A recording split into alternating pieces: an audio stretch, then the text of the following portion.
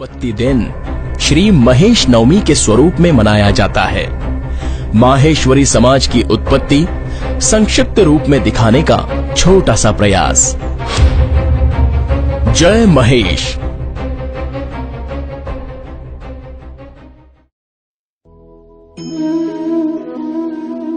गांव खड़ेला में खड़गलसेन राजा राज्य करता था। उसके राज्य में सारी प्रजा सुख और शांति से रहती थी। राजा धर्मावतार और प्रजा प्रेमी था, परंतु राजा को कोई पुत्र नहीं था। इसलिए राजा और रानी चिंतित रहते थे। राजा ने मंत्रियों से परामर्श कर पुत्रेष्ठ यज्ञ करवाया। राजा ने श्रद्धापूर्वक यज्ञ करवाकर ऋषियों से आशीर्वाद व वरदान मांगा। ऋषियों ने वरदान दिया और साथ साथ ये भी कहा कि तुम्हें जो पुत्र होगा वो बहुत ही पराक्रमी होगा। वो चक्रवर्ती राजा होगा, परंतु 16 वर्ष की अवस्था तक उसे उत्तर दिशा की ओर न जाने देना। राजा ने यह स्वीकार किया। राजा की 24 रानियां थीं। समय पाकर उनमें पंचावती रानी गर्भवती हुई और पुत्र को जन्म दिया। राजा ने पुत्रोत्सव बहुत ही हर्षोल्लास से मनाया। ज्योतिषियों ने राजकुमार का नाम सुजान कुंवर रखा। सुजान कुंवर बहुत ही प्रखर बुद्धि व समझदार निकला। थोड़े समय में वो विद्या व शस्त्र विद्या में आगे बढ़ने लगा।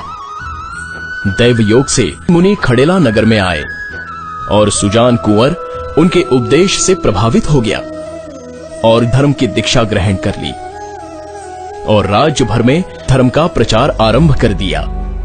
एक दिन राजकुमार 72 उमरावों को साथ लेकर शिकार खेलने के लिए जंगल में गया और वहां उसने उमरावों से कहा कि आज हमें उत्तर दिशा की ओर चलना है। सूर्य कुंड के पास जाकर राजकुमार ने देखा यहां तो 6 ऋषि यज्ञ कर रहे हैं, वेद ध्वनि बोल रहे हैं।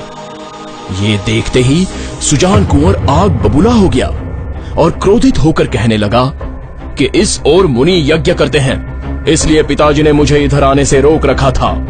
मुझे भुलाव दिया जा रहा था। उसी समय उसने उमरावों को आदेश दिया, यज्ञ विध्वंस कर दो और ये यज्ञ सामग्री नष्ट कर दो। उमरावों ने आदेश पाते ही ऋषियों को घेर लिया और यज्ञ विध्वंस करने लगे। ऋषि भी क्रोध में आ गए और उन्होंने श्राप दिया कि सब पत्थरवत हो जाओ। श्राप देते ही राजकुमार सहित सारे उमराव पत्थर के हो गए।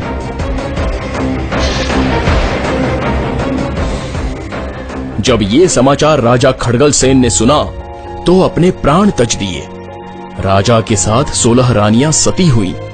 राजकुंवर की कुंवरानी चंद्रावती उमराव की स्त्रियों को साथ लेकर ऋषियों के शरण में गई, अनुनय विनंती की और श्राप वापस लेने की प्रार्थना की। तब ऋषियों ने उन्हें बताया कि हम श्राप दे चुके हैं, अब तुम भगवान गौरी शंकर की आराधना करो। यहां निकट ही एक गुफा है जिसमें जाकर भगवान महेश का अष्टाक्षर मंत्र का जाप करो। भगवान की कृपा से वो पुनः शुद्ध बुद्धि वाले व चेतन हो जाएंगे। राजकुमारानी सारी स्त्रियों सहित गुफा में जाकर तपस्या करने लगी। दत्तचित्त से तपस्या में लीन हो गई। भगवान महेश उनकी तपस्या से प्रसन्न होकर वहां पधारे। झट पार्वती जी ने भगवान शंकर से इन जड़वत हुई मूर्तियों के बारे में चर्चा आरंभ की तो राजकुमारी ने आकर पार्वती जी के चरणों में प्रणाम किया। पार्वती जी ने आशीर्वाद दिया, सौभाग्यवती हो, धन पुत्रों से परिपूर्ण हो, तुम्हारे पतियों का सुख देखो। इस पर राजकुमारानी ने कहा, माता, हमारे पतिदेव तो ऋषियों के श्राप से पत्थरवत हो गए हैं, अतः आप इनका श्राप मोचन करो। पार्वती जी ने भगवान महेश जी से प्रार्थना की कि महाराज इनका श्राप मोचन करें, इन्हें मोह निद्रा से मुक्त कर चेतना में लाइए। इस परम भगवान ने उन्हें चेतन कर दिया।